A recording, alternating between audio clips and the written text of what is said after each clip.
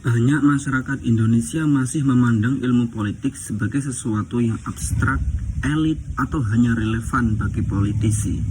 Banyak yang tidak menyadari bahwa ilmu politik mencakup pemahaman tentang hak, kewajiban, kebijakan politik, dan cara kerja sistem pemerintahan yang langsung mempengaruhi kehidupan sehari-hari. Dengan populasi lebih dari 270 juta jiwa, keragaman budaya dan tantangan seperti korupsi, ketimpangan regional, serta polarisasi politik, literasi politik bukan sekedar penting, tetapi mendesak.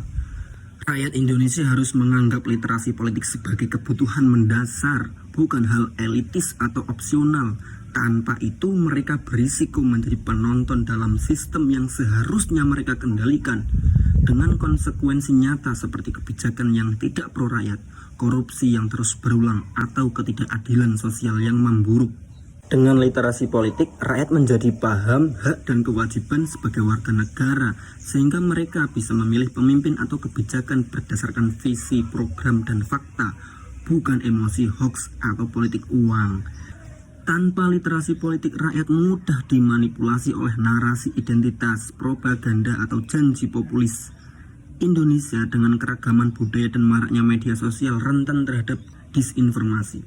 Literasi politik memberi kemampuan kritis untuk menyaring informasi dan mengenali kepentingan di balik wacana politik. Literasi politik menjadi penting karena mendorong rakyat tidak hanya menjadi pemilih pasif, tetapi juga aktif dalam pengawasan pemerintahan, menyuarakan aspirasi, atau terlibat dalam kebijakan publik.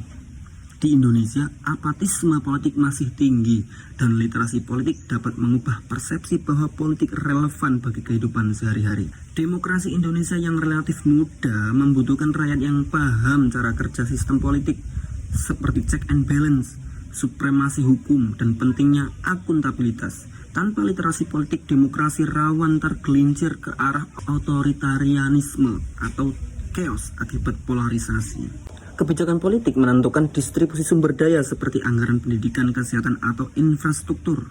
Rakyat yang melek politik dapat menuntut kebijakan yang adil, terutama untuk kelompok marginal di Indonesia seperti masyarakat perdesaan atau kelompok rentan.